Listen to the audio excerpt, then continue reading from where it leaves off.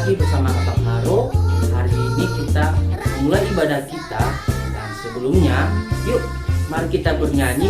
Hari ini harinya Tuhan.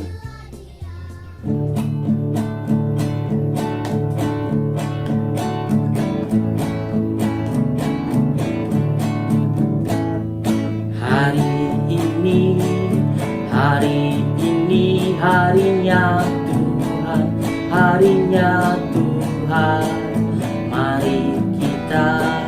Mari kita bersukaria, bersukaria. Hari ini harinya Tuhan, mari kita bersukaria. Hari ini harinya Tuhan.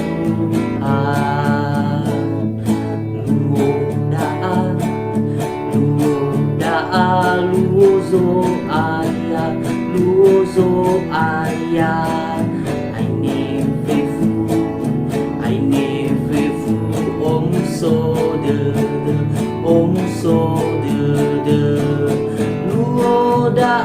luozo ayah.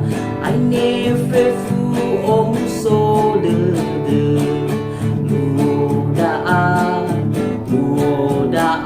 luozo ayah.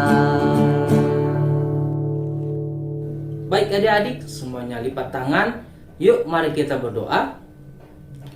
Selamat pagi Bapa di surga. Kami mengucap syukur untuk hari ini Tuhan, di mana Tuhan memberkati kami sehingga kami boleh beribadah pada hari Minggu ini dengan penuh sukacita.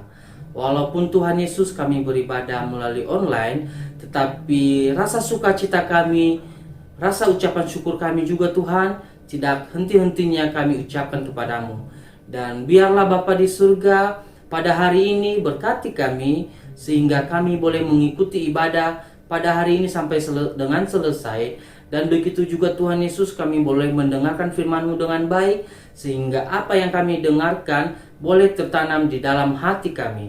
Terima kasih Bapa di surga. Inilah doa dan permohonan kami Tuhan. Berkati ibadah kami dari awal hingga sampai pada akhirnya. Di dalam nama Tuhan Yesus Kristus kami berdoa dan mengucap syukur. Haleluya. Amin. Baik adik-adik, sebelum kita mendengarkan firman Tuhan, yuk mari kita nyanyikan satu lagu lagi.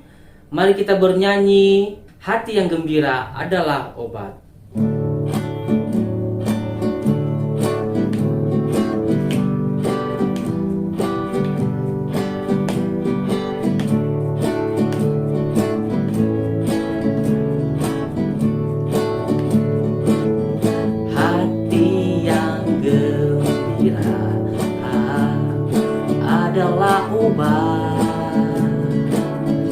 Seperti obat hati yang senang, tapi semangatnya patah, keringkan tulang. Hati yang gembira, Tuhan senang. Hati yang gembira adalah obat, seperti obat hati yang senang, tapi semangatnya patah, keringkan tulang.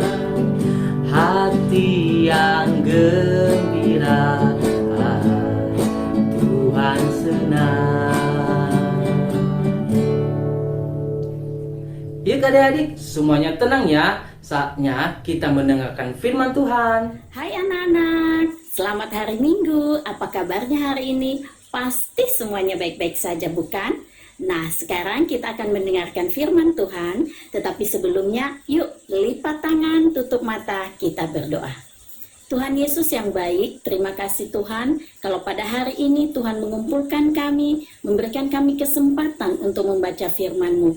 Bukakan hati kami untuk mengerti kebenaran firman-Mu, karena Engkau Tuhan pegangan dan satu-satunya petunjuk di dalam kehidupan kami. Terima kasih Tuhan, dalam nama Yesus kami berdoa dan mengucap syukur.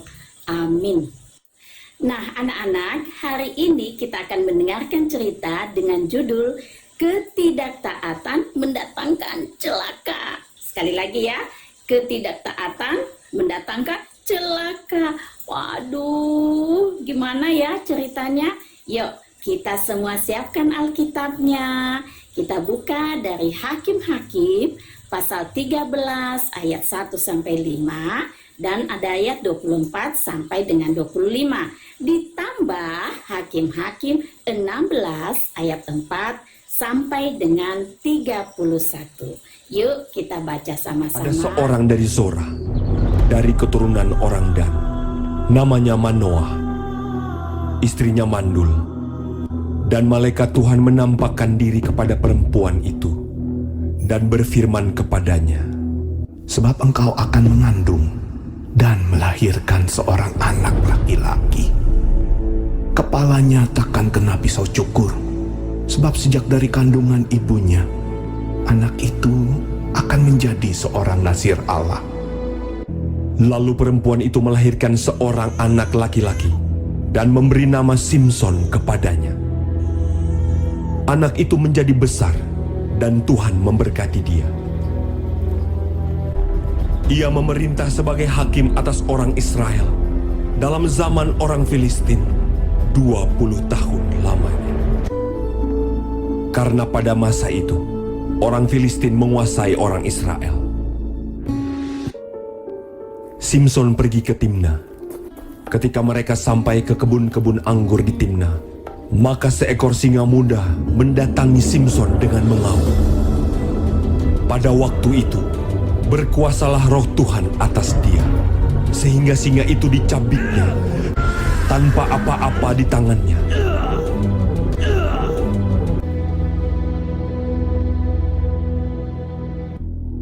Pada suatu kali, ketika Simson pergi ke Gaza, ketika diberitahukan kepada orang-orang Gaza, maka mereka mengepung tempat itu dan siap menghadang dia semalam-malaman itu di pintu gerbang kota. Pada waktu tengah malam, bangunlah ia. Dipegangnya kedua daun pintu gerbang kota itu dan kedua tiang pintu. Dicabutnyalah semuanya beserta palangnya. Diletakkannya di atas kedua bahunya. Sesudah itu Simson jatuh cinta kepada seorang perempuan dari lembah Sorek yang namanya Delila. Lalu datanglah raja-raja kota orang Filistin kepada perempuan itu sambil berkata, cobalah bujuk dia untuk mengetahui karena apakah kekuatannya demikian besar, dan dengan apakah kami dapat mengalahkan dia dan mengikat dia untuk menundukkannya. Maka kami masing-masing akan memberikan 1.100 uang perak kepadamu. Lalu berkatalah Delila kepada Simson, ceritakanlah kiranya kepadaku, karena apakah kekuatanmu demikian besar? Jika aku diikat dengan 7 tali busur yang baru, yang belum kering, maka aku akan menjadi lemah. dan ia mengikat Simson dengan tali-tali itu. Sedang di kamarnya ada orang bersiap-siap.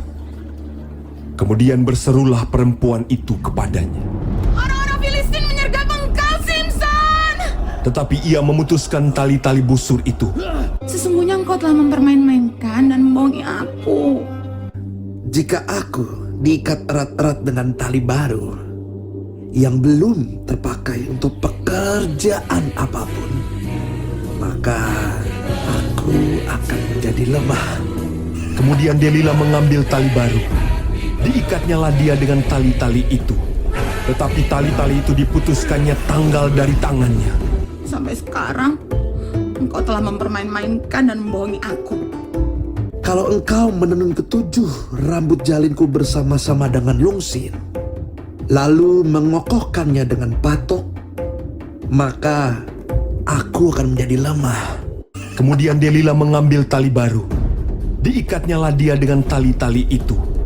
Tetapi ketika ia terjaga dari tidurnya, disentaknya lepas patok tenungan dan lungsin. Berkatalah perempuan itu kepadanya, Bagaimana mungkin kau berkata, aku cinta kepadamu, padahal hatimu tidak tertuju kepadaku. Telah 3 kali engkau mempermain-mainkan aku dan tidak mau menceritakan kepadaku. Lalu setelah perempuan itu berhari-hari merengek-rengek kepadanya dan terus mendesak-desak dia, maka diceritakannya kepadanya segala isi hatinya. Katanya, Kepalaku tidak pernah kena pisau cukur. Jika kepalaku dicukur, maka kekuatanku akan lenyap daripadaku. Dan aku menjadi lemah dan sama seperti orang-orang lain. ketika dilihat Delila bahwa segala isi hatinya telah diceritakannya kepadanya, sesudah itu dibujuknya Simson tidur di pangkuannya. Lalu dipanggilnya seorang dan disuruhnya mencukur ke7 rambut jalinnya. Sehingga mulailah Simson ditundukkan oleh perempuan itu, sebab kekuatannya telah lenyap daripadanya. Lalu datanglah raja-raja kota orang Filistin itu kepadanya sambil membawa uang itu. Orang Filistin itu menangkap dia, mencungkil kedua matanya dan membawanya ke Gaza. Di situ ia dibelenggu dengan 2 rantai tembaga, dan pekerjaannya di penjara ialah menggiling. Tetapi rambutnya mulai tumbuh pula sesudah dicukur. Sesudah itu, berkumpullah raja-raja kota orang Filistin untuk mengadakan perayaan korban sembelihan yang besar kepada Dagon, Allah mereka, dan untuk bersukaria. Simson dipanggil dari penjara. Dan ketika orang banyak melihat Simson, Simson, musuh kita! kemudian mereka menyuruh dia berdiri di antara tiang-tiang. Berkatalah Simson kepada anak yang menuntun dia, Lepaskan aku, dan biarkanlah aku meraba-raba tiang-tiang penyangga rumah ini, supaya aku dapat bersandar padanya. Berserulah Simson kepada Tuhan, katanya, Ya Tuhan Allah, ingatlah kiranya kepadaku, dan buatlah aku kuat. Sekali ini saja ya Allah. Kemudian Simson merangkul kedua tiang yang paling tengah, penyangga rumah itu. Lalu membungkuklah ia sekuat-kuatnya. Maka rubuhlah rumah itu, menimpa raja-raja kota itu, dan seluruh orang banyak yang ada di dalamnya. Segala raja kota orang Filistin ada di sana. Dan di atas Sotoh, ada kira-kira 3.000 orang laki-laki dan perempuan. Yang mati dibunuhnya pada waktu matinya itu lebih banyak daripada yang dibunuhnya pada waktu Anak-anak, hidupnya. di dalam Alkitab dikatakan bahwa Simson adalah seorang yang sangat kuat. Bahkan di pasal-pasal sebelumnya diceritakan bahwa Simson bisa merobek mulut singa dengan tangannya, bisa melepaskan ikatan apapun yang mengikat dia. Bahkan ketika dia dikurung dalam satu kota, dia bisa mengangkat pintu gerbang kota tersebut yang terdiri dari beberapa lapis kayu. Dan dia bahkan bisa membunuh orang dengan bekas tulang binatang. Wah, luar biasa ya, sangat kuat. Simson sangat kuat. Pertanyaannya, dari mana ya kekuatan Simson? Kekuatan Simson berasal dari Allah. Bahkan firman Tuhan katakan bahwa ketika dia di dalam kandungan ibunya, dia sudah menjadi nazir Allah. Nazir Allah adalah orang yang dipisahkan, orang yang dikhususkan, disucikan untuk tujuan mulia. Jadi Simson dibentuk dalam kandungan ibunya dengan satu tujuan mulia yang sudah Allah persiapkan bagi hidupnya. Ya, bahkan ibunya yang mengandung dia pun dikasih peringatan, peliharalah dirimu, jangan minum anggur atau minuman yang memabukkan, dan jangan makan sesuatu yang haram. Kepalanya tak akan kena pisau cukur. Jadi anak-anak, Simson ini adalah seseorang yang begitu dikhususkan oleh Allah sejak dalam kandungannya. Kalau Simson seorang yang sangat kuat, pertanyaannya, kok bisa ya dia celaka? Kenapa, Nana? Karena Simson tidak menjaga kekudusan hidupnya. Simson hidup dengan seorang wanita yang tidak takut akan Tuhan. Hidup dengan seorang wanita yang terus-menerus merayu dia. Nah, Simson jatuh ke dalam dosa atas rayuan Delila, dan dia memberitahukan rahasia kekuatannya, bahwa rambutnya tidak pernah kena pisau cukur, bahwa dia adalah orang yang dikhususkan oleh Allah.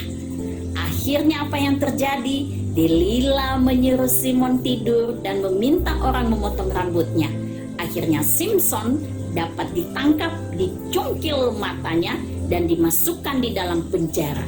Dan di dalam penjara, tahu anak-anak pekerjaannya? Pekerjaannya adalah menggiling.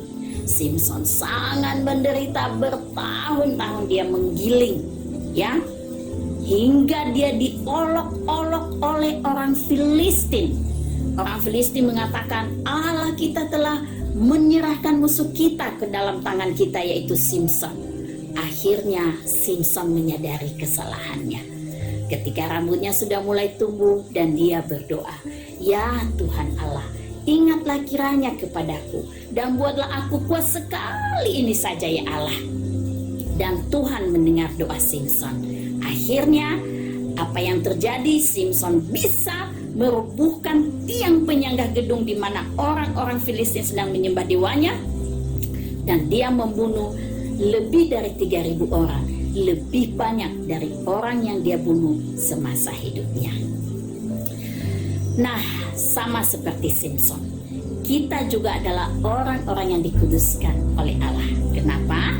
Karena kita adalah orang yang percaya kepada Yesus Kristus. Galatia 5 ayat 24 mengatakan, barang siapa menjadi milik Kristus Yesus, ia telah menyalibkan daging dengan segala hawa nafsu dan keinginannya.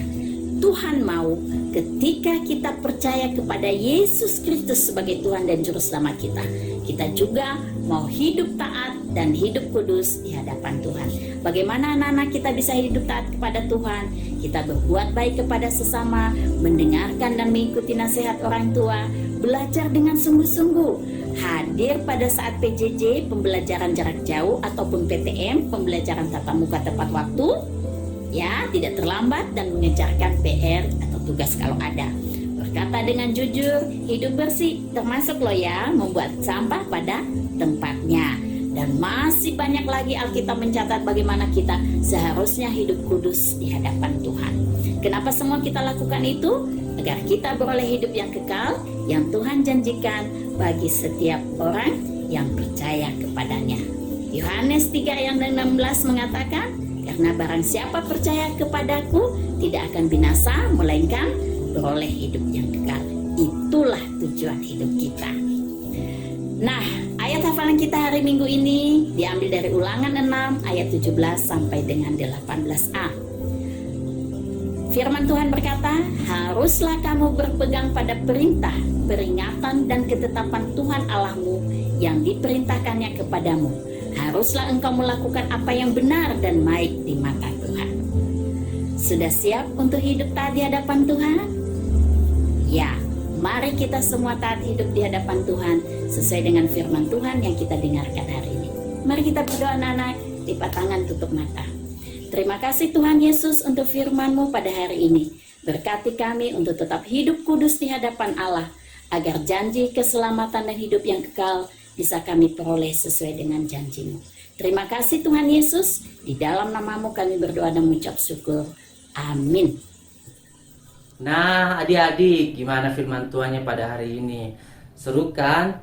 Nah, kalau begitu, biarlah firman Tuhan pada hari ini kita boleh mengerti dan kita juga boleh memahami apa yang disampaikan oleh kakak guru sekolah minggu. Dan yang terpenting adik-adik, kita bisa melakukan firman Tuhan di dalam kehidupan kita sehari-hari. Nah, adik-adik, sebelum kita menutup ibadah kita, yuk mari kita angkat satu pujian anak sekolah minggu dengar-dengaran.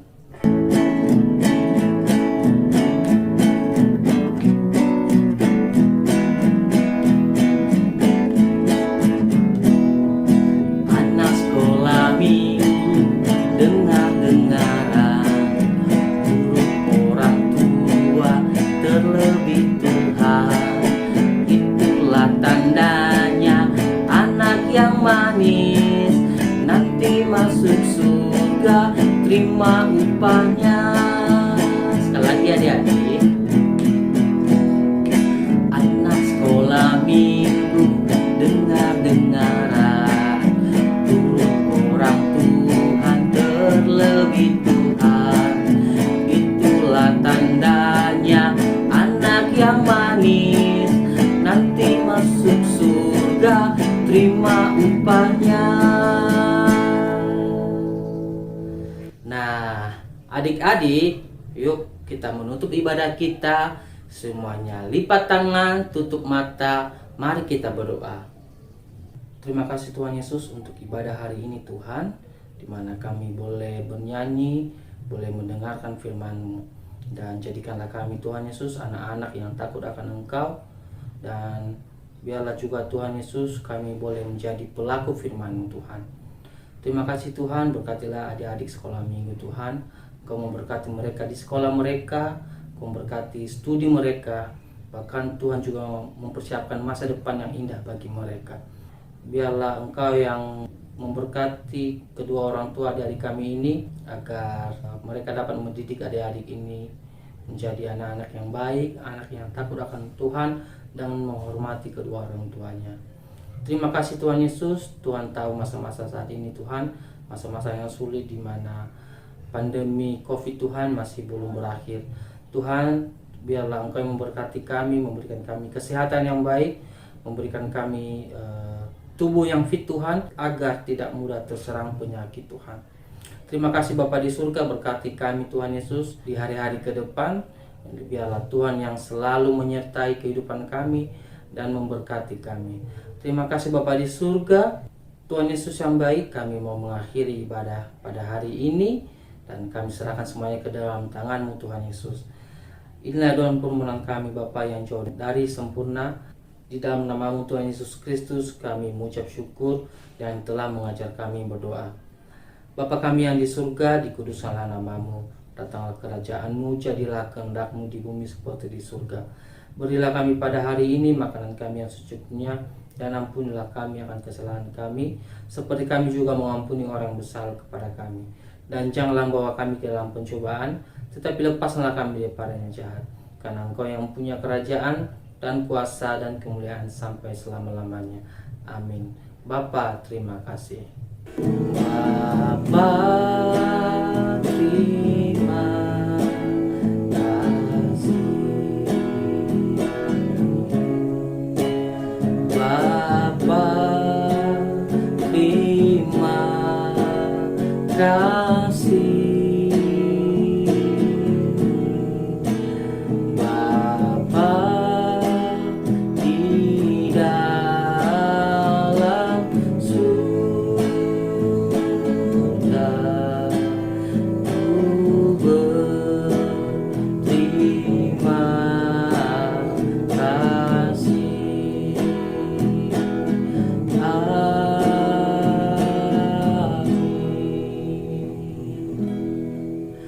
Yahowo adik-adik, selamat hari Minggu. Tuhan Yesus memberkati. Dah.